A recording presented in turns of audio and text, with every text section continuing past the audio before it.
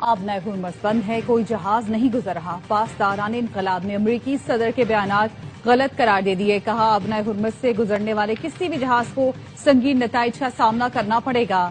آج مختلف ملکوں کے 3 جہازوں کو روکا گیا۔ اسرائیل اور امریکی اتحادیوں حامیوں کو آبنہ ہرمز سے جانے کی اجازت نہیں ہے۔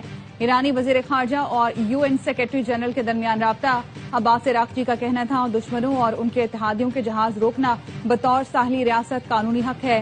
آبنہ ہرمز پر عدم استحکام امریکی اور اسرائیلی جارحیت کا نتیجہ ہے۔ ایران آبنہ ہرمز میں سیکیورٹی یقینی بنانے کی ذمہ داریوں سے آگاہ ہے، ضروری اقدامات کر چکے ہیں۔ ایرانی وزیر خارجہ نے ایکس پر لکھا، خلیجی ملکوں کے ہوٹلز امریکی فوجی اہلکاروں کو کمرے نہ دیں۔ امریکی فوجی ہوٹلوں اور دفاتر میں چھپ کر شہریوں کو انسانی ڈھال کے طور پر استعمال کرتے ہیں۔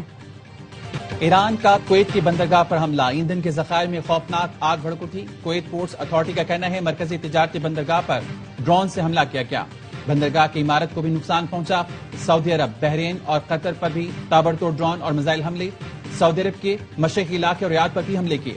سعودی وزارت دفاع کا کہنا ہے ایران نے ریاض پر 6 بیلسٹک میزائل فائر کیے، 2 میزائلوں کو مار گرایا، 4 بیلسٹک میزائل غیر آباد علاقوں اور خلیجی پانیوں پر گرے۔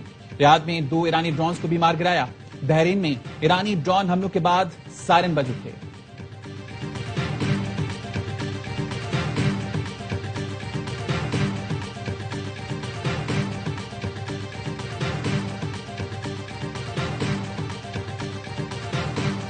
پاکستان کی کویت پر حملے کی مذمت، وزیر اعظم شہباز شریف کا کویت کے ولی عہد سے رابطہ، قیمتی جانوں کے ضیاع پر تعزیت اور کویتی عوام سے مکمل یکجہتی کا اظہار کیا۔ کویت کے ولی عہد نے ایران اور امریکہ کے درمیان ثالثی کے لیے پاکستان کی کوششوں کی حمایت کی، پاکستان کی حمایت پر وزیر اعظم کا شکریہ بھی ادا کیا۔ نائب وزیر اعظم اسحاق ڈار کا چینی وزیر خارجہ سے رابطہ، مشرق وسطی میں امن اور استحکام کی بحالی پر زور، چینی وزیر خارجہ نے پاکستان کی کوششوں کی مکمل حمایت اور تعاون کا یقین دلایا۔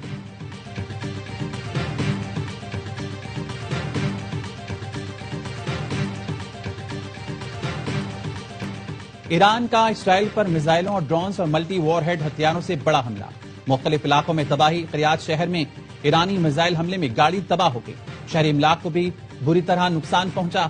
شمالی شہر نہاریہ میں بھی میزائل حملوں سے بڑے پیمانے پر نقصان ہوا۔ اسرائیل پر داغے گئے میزائلوں پر ایران نے پاکستان، اسپین اور جرمنی سمیت دنیا بھر کے عوام کے لیے شکریہ کے الفاظ درج کیے۔ پاسداران انقلاب کا کہنا ہے حملوں میں دشمن کے اسٹریٹجک مقامات کو نشانہ بنایا گیا۔ اشدود میں آئل اسٹوریج ٹینک اور ڈپو پر حملے، اسرائیلی حکام کا کہنا ہے ایرانی حملوں میں اب تک 5000 سے زائد افراد زخمی ہو چکے۔ اسرائیل کا ایران میں فضائی دفاعی نظام اور میزائل تنصیبات کو نشانہ بنانے کا دعویٰ، قم پر حملے میں 18 افراد شہید، متعدد زخمی ہوئے۔ تہران میں پاکستانی سفارت خانے کے اطراف اسرائیل کی بمباری، پاکستانی سفارت خانے کا عملہ محفوظ رہا۔ امریکی صدر کا ایران کی توانائی تنصیبات پر حملے مزید 10 دن کے لیے مؤخر کرنے کا اعلان، دعویٰ کیا حملے ایران کی درخواست پر مؤخر کر رہا ہوں، انہوں نے 7 دن مانگے تو میں نے کہا 10 دن دیتا ہوں۔ فیک نیوز کے باوجود ایران کے ساتھ بات چیت جاری ہے۔ وال اسٹریٹ جرنل کا کہنا ہے ایران نے توانائی تنصیبات پر حملے 10 دن تک روکنے کی درخواست نہیں کی۔ امریکی اخبار نے ثالثوں کے حوالے سے بتایا ایران نے امریکہ کے 15 نکاتی منصوبے پر حتمی جواب بھی نہیں دیا۔ رائٹر سے گفتگو میں ایرانی حکام نے بتایا امریکہ کے 15 نکاتی منصوبے کا مسودہ مل گیا ہے، مگر یہ تجاویز یک طرفہ اور غیر منصفانہ ہے۔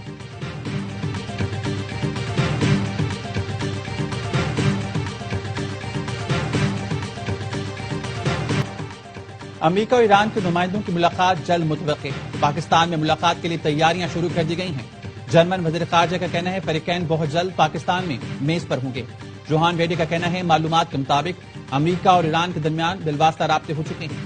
امریکی نمائندہ خصوصی اسٹیو وٹکاف نے بتایا 15 نکاتی فریم ورک تیار کر کے پاکستان کے ذریعے ایران تک پہنچایا، ایسے اشارے ملے ہیں کہ پیش رفت ہو سکتی ہے۔ معاہدہ طے پا گیا تو یہ پوری دنیا کے لیے بہتر ہوگا۔ ایران جنگ سے نکلنے کا باعث راستہ تلاش کر رہا ہے۔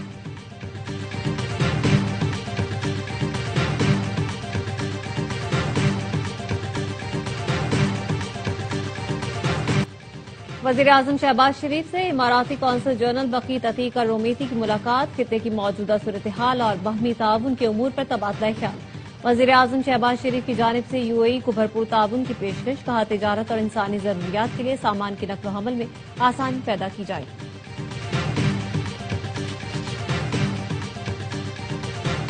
اقوام متحدہ کے ایران میں اسکول حملے پر امریکہ سے انصاف کا مطالبہ۔ اقوام متحدہ کے انسانی حقوق کونسل کے سربراہ کہتے ہیں کہ امریکہ سے مطالبہ کیا ہے کہ وہ 28 فروری کو ایران میں اسکول پر ہونے والے بم حملے کی غیر جانبدار اور شفاف تحقیقات مکمل کرے۔ اس حملے نے شدید خوف و دہشت پیدا کیا۔ میناب کے ایلیمنٹری اسکول پر ہونے والا بم دھماکہ فطری اور انتہائی خوفناک رد عمل کا باعث بنا۔ حملہ کرنے والوں پر لازم ہے کہ وہ اس واقعے کی بروقت غیر جانبدار، شفاف اور مکمل تحقیقات کریں، رپورٹ عوام کے سامنے لائیں۔ اس خوفناک نقصان پر انصاف ضروری ہے۔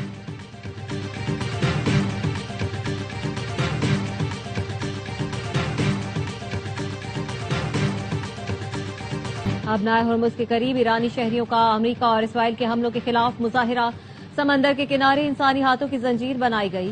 احتجاج کے دوران اسرائیل اور امریکہ کے خلاف نعرے بازی کی گئی۔ جنگ میں شہید ہونے والوں کو خراج عقیدت پیش کیا گیا اور متاثرین سے دلی ہمدردی کا اظہار کیا گیا۔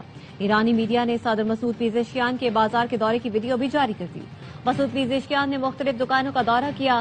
ایرانی صدر نے دکانداروں سے سامان کی فراہمی کے بارے میں پوچھا، گاہکوں سے ملتے اور قیمتوں کے بارے میں پوچھتے بھی نظر آئے۔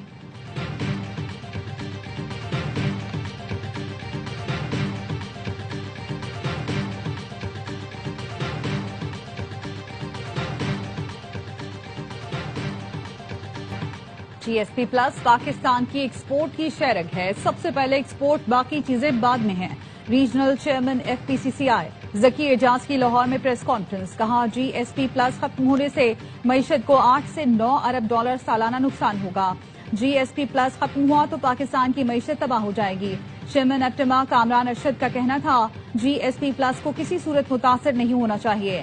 جی ایس پی پلس ملنے سے پاکستان کی ایکسپورٹ بڑھی تھی۔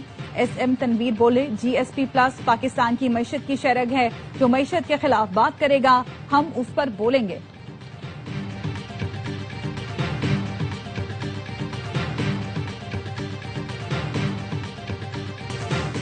پاکستان دنیا کا واحد ملک ہے جہاں بازار دوپہر کے بعد کھلتے ہیں، نفس رات کے بعد بند ہوتے ہیں۔ کئی بار ہر سطح پر یہ مسئلہ اٹھایا، لیکن تاجروں کی طاقت کے سامنے حکومتیں لاچار ہیں۔ وزیر دفاع خواجہ آصف کا ایکس پر پیغام، لکھا برسوں سے بجلی کا رونا رویا جاتا ہے، بجلی چوری حق سمجھ کر کی جاتی ہے۔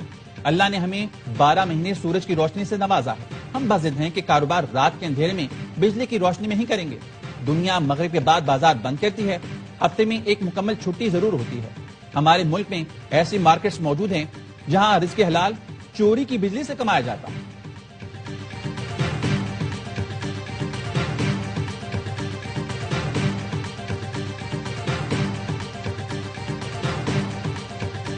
منظرنامے میں محفوظ و مضبوط پاکستان، سرمایہ کاری و عالمی تجارت کے لیے پرکشش منزل، نیٹ سیکیورٹی اسٹیبلائزرز کے ساتھ پاکستان دنیا بھر کے لیے تجارتی ہب بن چکا ہے۔ کراچی پورٹ، پورٹ قاسم اور گوادر پورٹ سمیت پاکستانی بندرگاہوں پر تاریخی اضافہ ریکارڈ۔ دی پاکستان انڈیکس کے مطابق 24 دن میں کراچی پورٹ پر ٹرانسشپمنٹ میں اضافہ ہوا، جو سال کے برابر ہے۔ کراچی پورٹ پر 2025 میں 8003 کنٹینر، جبکہ گزشتہ 24 دن میں 8313 کنٹینرز کے برابر مال پہنچا۔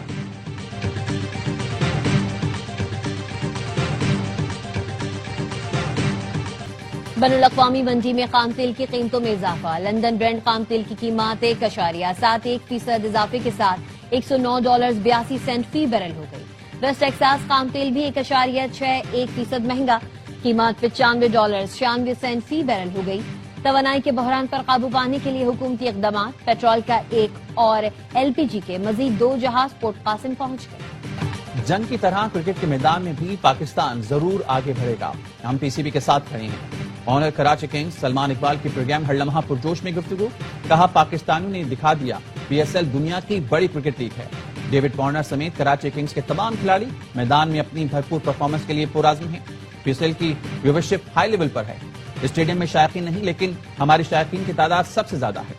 نئے franchise honours P S L میں نئی توانائی لے کر آئے ہیں۔ پڑوسی ملک پی ایس ایل کی برائی میں لگا، پی ایس ایل کو کامیاب کر کے پڑوسی ملک کو تکلیف پہنچانی تھی اور ہم نے پہنچا دی۔ کرکٹ کرکٹ ہوتی ہے، رونا دھونا نہیں ہوتا۔